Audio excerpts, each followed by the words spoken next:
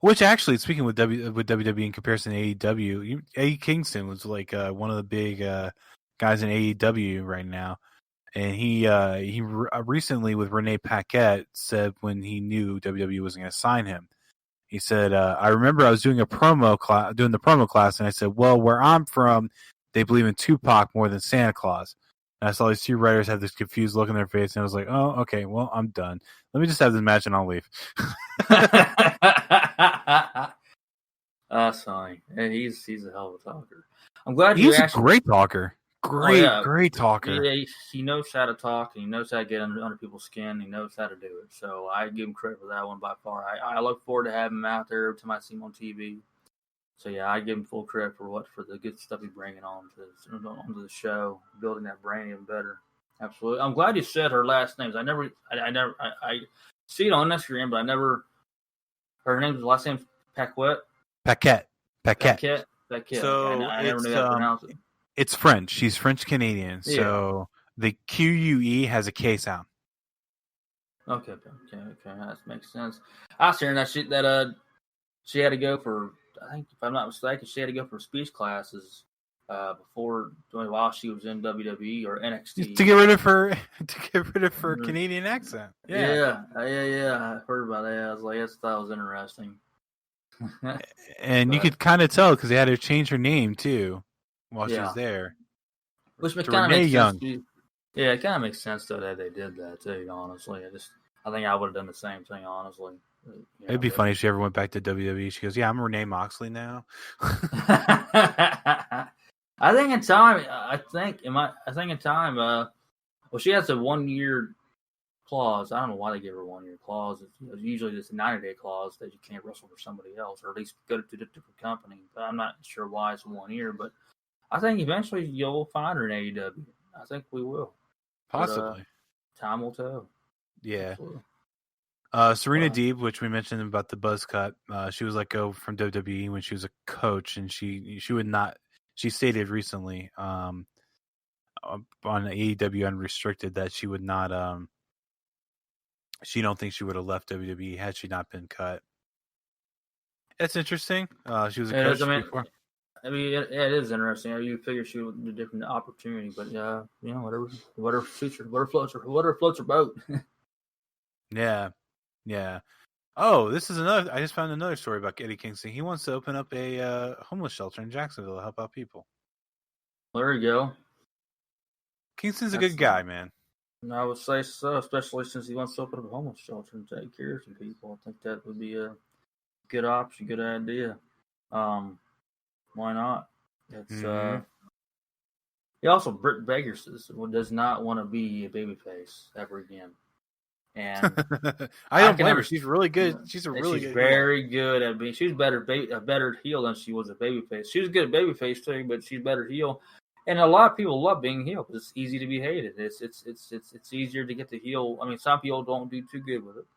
We all can admit that there's some people that fail at that. But it's easier. The old saying is in wrestling: it's easier to be a heel. You get so much easier to get heat. So I understand, why she wants to make that happen. So, and my favorite things that she did was the stuff with Tony Schiavone of all things. Oh yeah. I love when she's in a ring or somewhere with Tony Schiavone. It's hilarious. It's just good mic work, everything. It's very good work. She does it. She enjoys work with Tony too. And I can't remember what episode it was, but it was early, about midpoint 2020, where Tony Schiavone was sitting there. She's in the wheelchair and whatnot, and he's like, "Oh, okay, so I have to read this note passed from Dr. Britt Baker," and he reads it on air. Whoever came up with that idea, man, that's awesome. And I love when they did the whole nail salon thing where he was getting his nails done while talking to her. Yeah.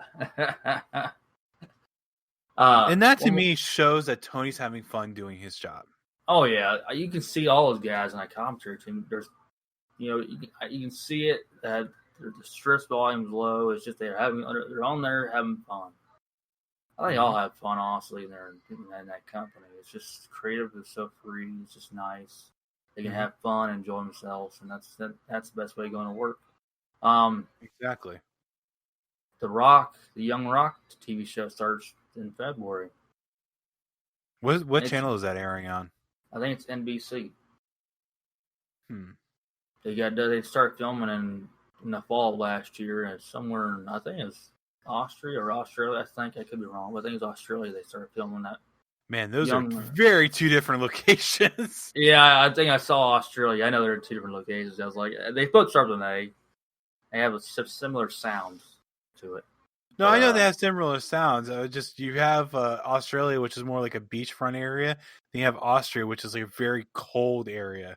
I would say Australia then. Yeah. Anything else you want to say? Well, now I want to look up where it was filmed, but oh yeah, it was filmed in Brisbane, Queensland, Australia. Okay, and I'm like, man, where would they do that? Nyla Rose. So we mentioned COVID affecting possibly the Royal Rumble match for Drew McIntyre. Nyla Rose was exposed to COVID and is now being taken off TV for a couple days, or a couple weeks. Oh, yeah. And hopefully they'll do the full 14 days as opposed to WWE doing the 13 days. Yeah, we're talking about that. Yeah, it's. I mean, it's a bad backlash, but they're not going to care as much. But I get the fact that it's just one day as long as he's feeling fine. But it's also by rule, this has been going on since last year, supposed to be 14 days in quarantine. So they're going to let loose of that and basically say, hey, it's just one day, we're going to let it go. I guess that's pretty much the way it's a big match we have planned, so we're not going to let it go. We don't have to. That's what I'm gathering. They didn't say that to me. Right, but to me, it's also kind of like their whole height thing. They kind of smudge it to make it look better. Yeah. Like saying someone that's 5'6" is 5'9" kind of thing. Oh, yeah. 6 foot that's 6'3". Yeah. AEW also has 14 matches announced for AEW Dark. Now, AEW Dark is on YouTube, and the fact that they're having 14 matches is insane. And it's not just like they're B-level guys. I mean, you have Big Swole, Sammy Guevara, Private Party, Top Flight, which is more of a new group that they brought in. The Lucha Bros, the Acclaimed, which is a new group that they brought in.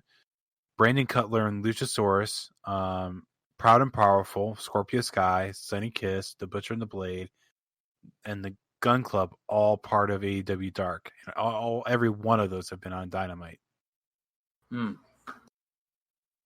Well, a lot of matches, but it's a lot of matches. They have it's their own channel, so they can do what they want. Exactly. I like to see them I like to see them have more of the Gun Club on Dynamite. More of that. I enjoy seeing Billy Gunn. He still has it left in him to wrestle, and we get to see them do more in the tag team division on Dynamite.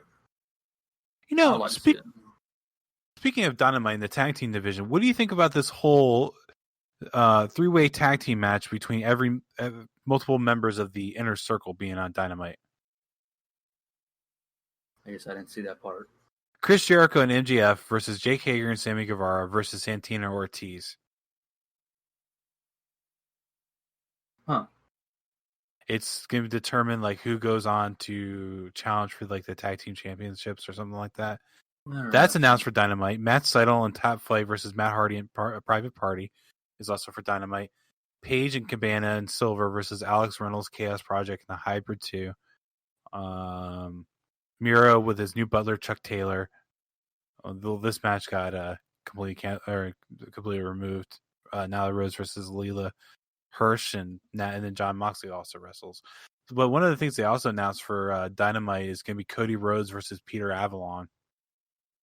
Yeah, I've seen that. Yeah, I've seen the advertisement of that one. They advertised that. Hopefully it'll be a good match. I'm sure it will be.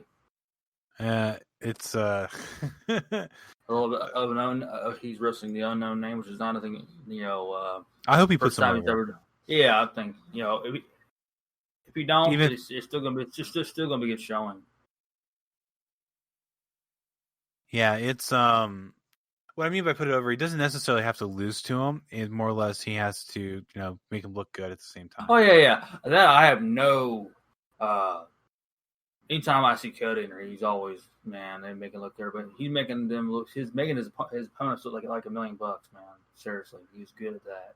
All you credit to Cody for making his opponents look so good. So I am definitely going to watch that match. Even though I don't know who the opponent really is, but still, anything to do with Cody Rhodes is always going to be great. He was paired up with a librarian. He was when you see him, you'll recognize him. He was on Dynamite a lot last year as the guy that was everybody. Okay. But now he has like the pretty Peter Avalon character going. Yeah. Okay. But yeah, that's a lot of the news that I wanted to cover today here. Yeah, absolutely. We want to cover himself. Yeah, absolutely. And we'll have more stuff coming up this week. Yep, absolutely. Including we still are planning out to do the Super Brawl 8. Wow, Super Brawl 98 review. That will be later this week. We had too many 8s. The last retro review was Royal Rumble 88, so now Super Bowl 98. And the next thing we got to do is like WWE 2008 or something like that. Yeah. Then 2018 after that. Might as well make it all the 8s. Bring on the 8s. But the not aces and 8s. I was about to say, I was about to say, not the aces and 8s. Come on, Bully Ray was a great character. It was, yeah. So the thing with the group got too much though, too many people, but it still was all right. I still enjoyed it. Bully Ray was cool. Mm-hmm. Yep. But that'll be it for us. You can find us on Google Podcasts, Apple Podcasts, Spreaker, Spotify, and I said that all jumbled, so now my mind's telling me to say Google Podcasts one more time. You can follow us on Twitter at WrestlingSCool and go ahead and take over for the rest. For Instagram, it's at WrestlingStillCool. TikTok is at WrestlingStillCool90. Facebook is WrestlingStillCool. And you can reach us on email at WrestlingStillCool@gmail.com. Give us a holler. Let us know what guests we should have and what we should review. We'd love to hear from you. Or you can reach us on DM on our social medias. Always looking forward to hear from y'all. Yep, absolutely. And again, that'll be it for us tonight. And as I mentioned before, we're going to be doing Super Brawl 98. And I'm really sad that we didn't get a chance to see Adam Jacobs, the fantastical one, show up at the Royal Rumble.